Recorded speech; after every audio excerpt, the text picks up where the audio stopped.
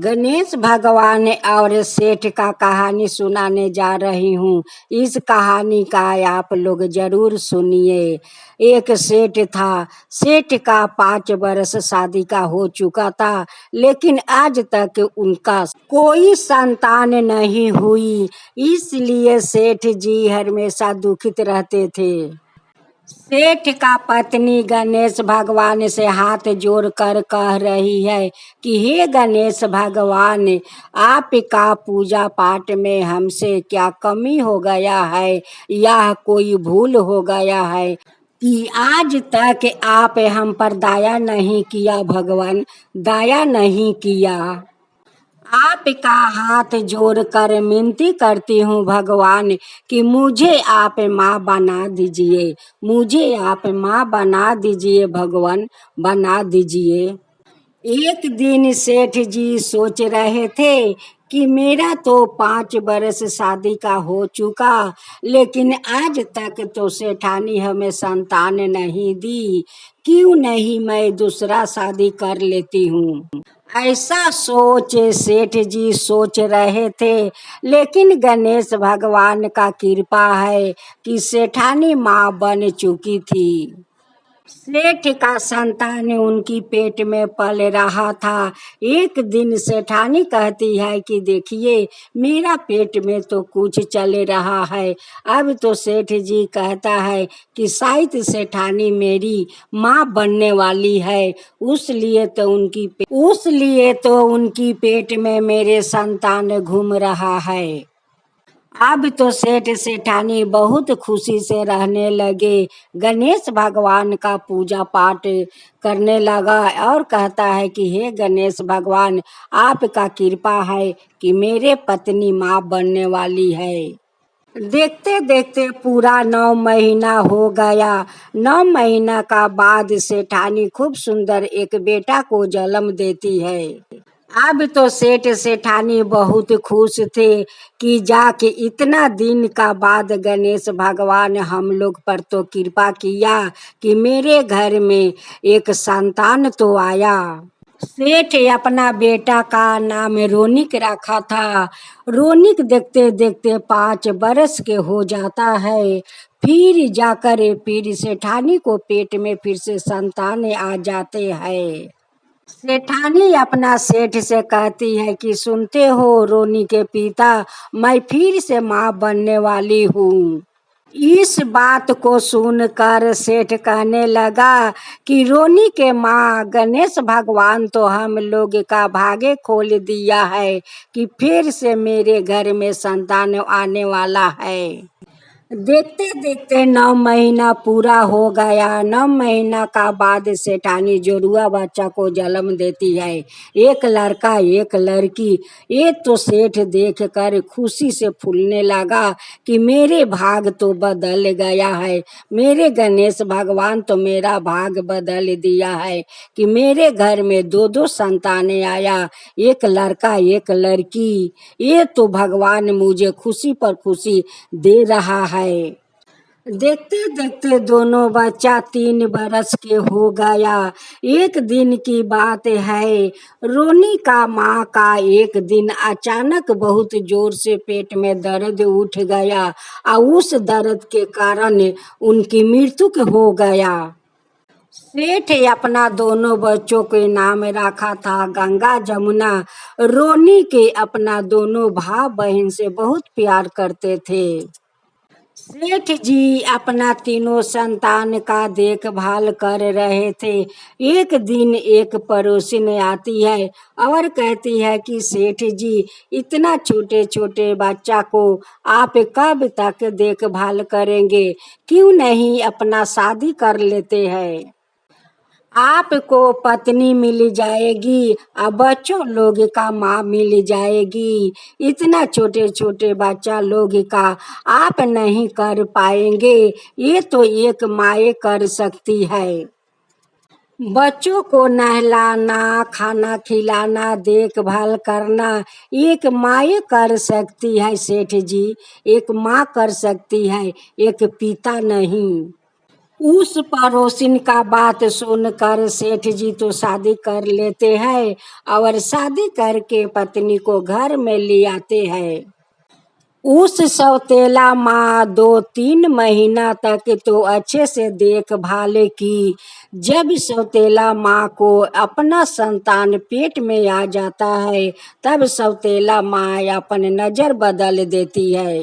एक दिन सौतेला माँ रोनिक से कहती है कि रोनिक देखो, आज तो मुझे बहुत शरीर खराब लगता है, आज जाओ रसोई में और तुम खाना बना लो। रोनिक कहता है कि जाओ पिताजी से कहो, पिताजी खाना बना देंगे, हमसे तो खाना नहीं बनेगा। रोनी का बात सुनकर सौतेला माँ क्रोधित हो जाती है। जब सेठ जी बाहर से आते हैं तो सेठ जी से कहती है कि देखिए, आपका बड़े बेटे कैसे बात करते हैं, जैसे लगता है कि मैं उसका दुश्मन हूँ। सौतेला माँ कहती है अपना पति से कि देखिए, हमसे खाना बनाना नहीं होगा, इसके बारे में आप सोच लीजिए।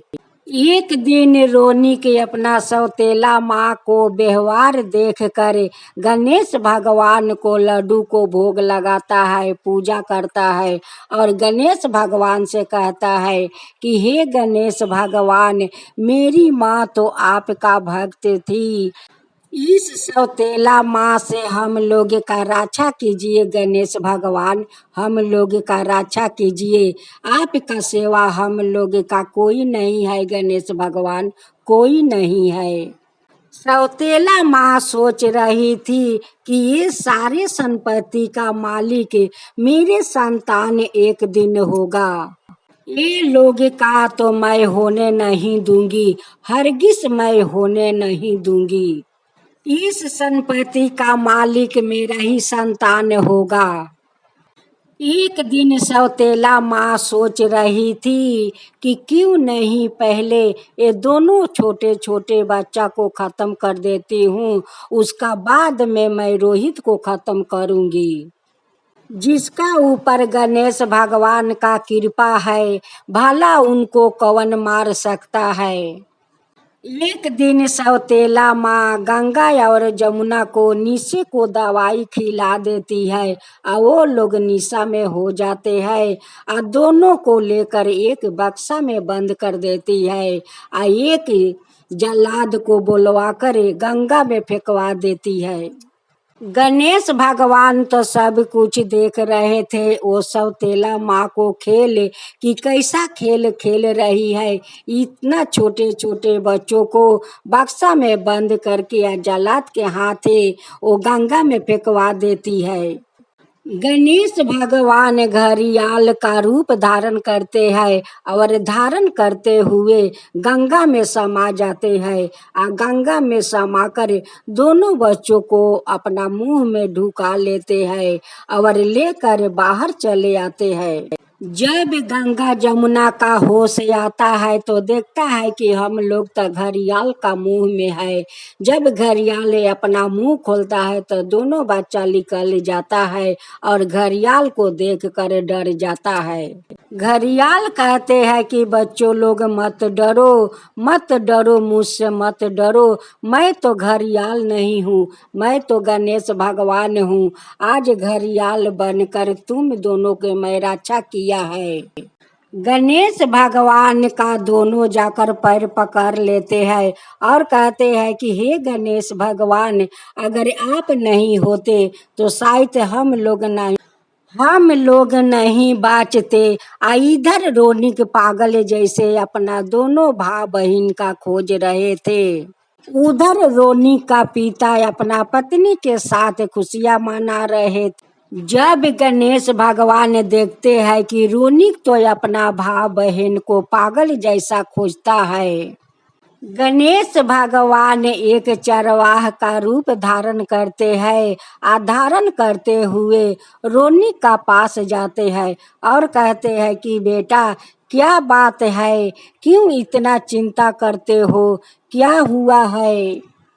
रोनिक कहता है कि भैया मेरे भाई बहन दो है, दोनों को पता नहीं है कि कहाँ चला गया। वो मिल नहीं रहे हैं भैया, मिल नहीं रहे हैं, उसलिए मैं इतना चिंता में पड़ी हूँ।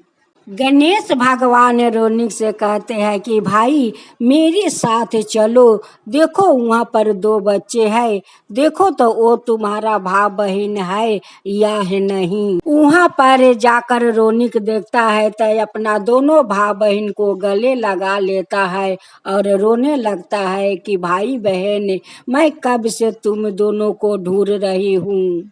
रोनिक उस आदमी से कहता है कि भैया आपको मैं कुटी कुटी धन्यवाद करती हूँ कि आप मेरे भाई बहन के पास पहुँचा दिया भाई। रोनिक को तो पता नहीं है कि वही गणेश भगवान है और वही गणेश भगवान हम लोग का रक्षा कर रहे हैं।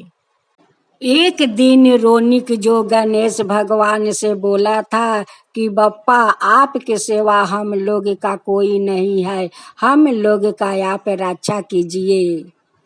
उस लिए तो गणेश भगवान तीनों को रक्षा कर रहे थे। गणेश भगवान वहाँ से चले जाते हैं।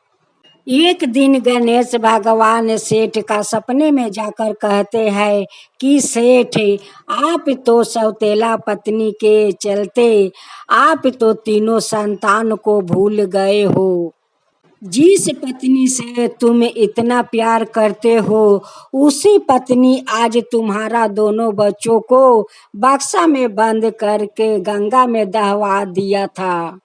आज उसी दोनों बच्चों को मैं जाकर रक्षा किया। इधर दोनों बच्चों को बक्सा में भरकर गंगा में फेंका और उधर अपना बेटी को मृत्यु पाया। जो दूसरों के लिए गड्ढा खोदता है उस गड्ढा में जाकर वो गिर जाता है। देखो भगवान का कृपा कैसा है, आप तो शादी कर लिया लेकिन बच्चा लोग को तो ख्याल नहीं रखा। आप कैसे पिता हो कि शादी करते ही अपना तीनों संतान को भूल गया।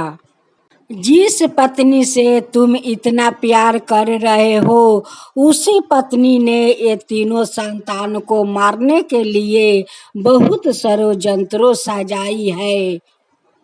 उस लिए तो भगवान उनका ही संतान छीन लिया। जब गणेश भगवान सपने से अंतर ध्यान हो जाते हैं तब जाकर सेठ जी को अंगी टूटता है। कहते हैं कि ये कैसा मैं सपना देख रही हूँ। गणेश भगवान कह रहे हैं कि तुम्हारा पत्नी तीनों संतान को मारना चाहती है। सेठ जाकर अपना पत्नी से पूछता है कि कहीं मेरे तीनों संतान को मारने को तो कोशिश तो नहीं कर रही हो। उनकी पत्नी कहती है कि आपसे ये कौन बोला। वो कहते हैं कि मुझे तो सपने में गणेश भगवान यही कह रहे थे। आप जो सपने के बात कहते हैं सपना कभी सच होता है बताइए। जब रोनिक अपना भाई बहन को घर लेकर आया तब देखती है सौतेला माँ तो वो डर जाती है कि ये तो दोनों बच गया है, ये तो मारा नहीं है, ये तो बोल देगा सेठ से तो सेठ ना जाने मुझे क्या करेंगे। सेठ जी अपना तीनों बच्चों से पूछता है कि आप लोग कहाँ से आ रहे हो। रोनिक कहता है कि हमसे मत पूछिए, अपना पत्नी से पूछिए कि हम लोग कहाँ से आते हैं। आपका पत्नी तो मेरे दोनों भाई बहन का बक्सों में बंद करके तो गंगा में फेंकवा दिया था मरने के लिए। आज तो गणेश भगवान का कृपा है कि गणेश भगवान घड़ियाल बनकर मेरे दोनों भाई बहन को बचा लिया। इस बात सुनकर सेठ अपना पत्नी को मारकर घर से निकाल दिया कि ऐसा पत्नी मुझे नहीं चाहिए। जो पत्नी अपना बच्चा को बक्सा में बंद करके गंगा में फेंक देता है वो कभी माँ नहीं बन सकती है। सेठ जी अपना बेटे को धाम धूम से शादी करवाते हैं और शादी करवा कर बहू घर में ले आते हैं और सब परिवार मिलजुल के रहने लगे, खुशी से रहने लगे। और हाथ जोड़कर गणेश भगवान का धन्यवाद देने लगा। हे गणेश भगवान, आप तो घड़ियाल बनकर मेरे दोनों बच्चा को रक्षा किया है भगवान, रक्षा किया है। हे गणेश भगवान, आप अगर मेरे दोनों बच्चों को नहीं बचाते तो मैं तो अपना दोनों बच्चा को खो देता भगवान, खो देता। तो आपका कथा कहे जो सुने, जो हुकारी पारे, उन सब का ऊपर कृपा कीजिए, उन सब का ऊपर कृपा कीजिए। हे गणेश भगवान, गणेश भगवान की जय हो, माता गौरी की जय हो, भोलेनाथ की जय हो।